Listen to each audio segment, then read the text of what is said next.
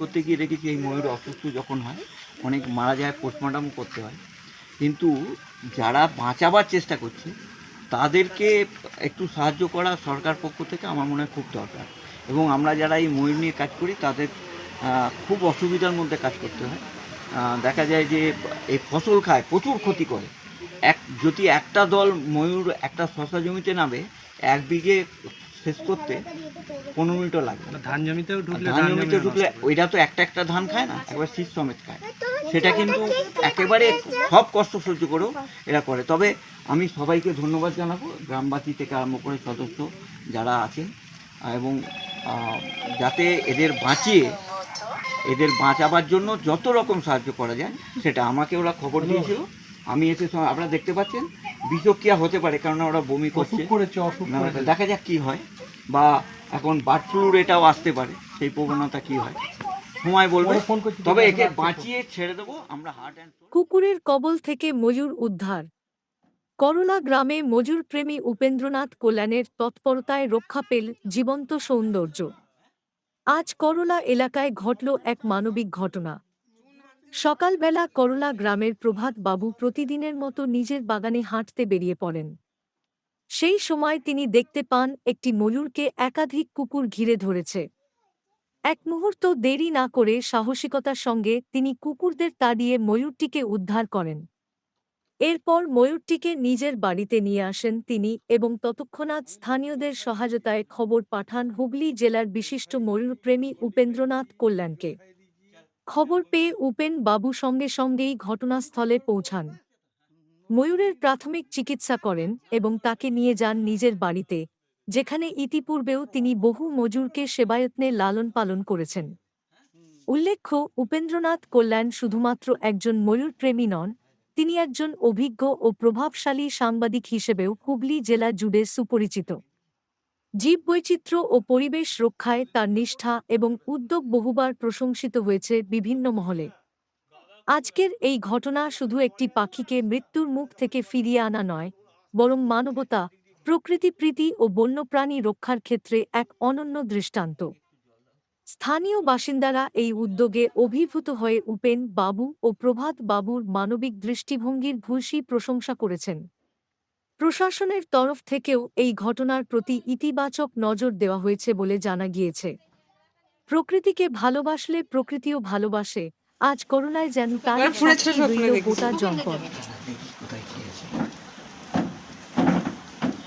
করে বমি করেছি কি একটু নাল কাটছিল নাল কাটছে আর হাত চুন হাত দিয়ে পায়খানা দেখি সাদা পায়খানা করেছি কি সাদা টাইপের সাদা করলেই ভয়।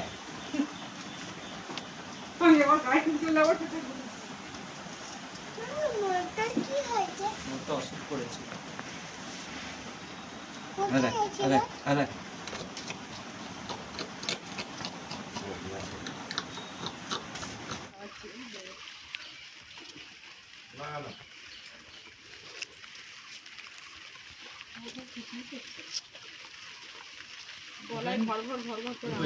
ঠিক হবে বলে মনে হচ্ছে তো? হ্যাঁ হ্যাঁ ঠিক হয়ে যাবে। ঠিক হয়ে যাবে। আমার বলা যায় না, ঘুরে ইয়ে হয়ে যেতে পারে। এখন 24 ঘন্টা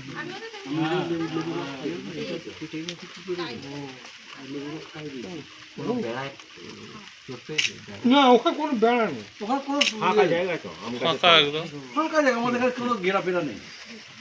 কুকুরে হয়তো তালা ফাড়া সব দিচ্ছিল না। আমি ওইটা আনিনি, ওটা নিয়ে ঠিক আছে, ও বাড়িতে আছে। ঘুরতে গিয়ে দেখি ওই তাপসুরের বাগানে, কলম বাগানে, ওখানে 8-10টা কুকুরে ঘিরে কে করছে, আর কুকুরটা মধ্যখানে খুব ঝটপট করছে। আমি একটা ডান্ডা নিয়ে গিয়ে কুকুরগুলোকে তাইরে তারপর ময়ূরটাকে আমি নিয়ে এসে বাড়িতে খবর করলুম। বাড়িতে খবর করে ভাই আমার ছেলেকে বললাম বিকাশকে ফোন কর। বিকাশকে ফোন করতে এবার তো এই যে আপনাদের ঘরে সব যোগাযোগ করেছে, একে যাতে বাঁচানো যায় সেই চেষ্টা আমি করেছি। এখানে কি ময়ূর আসে? এখানে অনেক ময়ূর আছে, অন্তত গোটা 40-50 ময়ূর আছে। কেন কি রাজহাটের ওইদিকে খাবারের অভাবে এইদিকে চলে আসছে? না, ওইখানে আমাদের রাজহাট আছি, নন্দীপুর মৌজা, রাজহাট নন্দীপুর মৌজার মধ্যে আর কি। কি মনে হচ্ছে ময়ূরটা কি কিছু খেয়ে নিয়েছিল? কিছু খেয়েছে, মনে তো হচ্ছে কিছু খেয়েছে। হয়তো এরকম হয় না। নাহলে আমরা এমনি পাশাপাশি আমাদের ঘরে আমরা যদি এমনি লুঙ্গি জামা পরে থাকি ঘুরবে কেউ যদি কিভাবে এটা মানে পেলেন বা কি অবস্থা? এখানে আমারই এক দাদা প্রভাতদা, উনি বাগানে ঘুরতে গেছিলেন। তো ওখানে গিয়ে দেখলো যে ময়ূরটা এভাবে পড়ে আছে আর চারিদিকে সব কুকুরে তাড়াহুড়ো করছে, ছটফট করছে। তখন দাদা আমাকে ফোন করলো যে এরকম এরকম অবস্থা। আমি উপেনদার সাহায্য নিলাম। উপেনদাকে ফোন করে উনি এসছেন, এসে ওষুধপালা দিয়েছেন। এবার জানি না এটা কিভাবে কি হয়েছে, হয়তো ওষুধপালা দেয় তো ফসলে, সেখান থেকে কিছু খেয়েছে হয়তো। যাই হোক, ওষুধপালা খাইয়ে উনি মুহূর্তে এখন অনেকটাই সুস্থর দিকে আছে। আগে ওরকম একটা হয়েছিল, তো ও মুহূর্তে এখন অনেক সুস্থ। ওকে ছেড়ে দেওয়া হয়েছে, আশা করি ও সুস্থ হয়ে যাবে।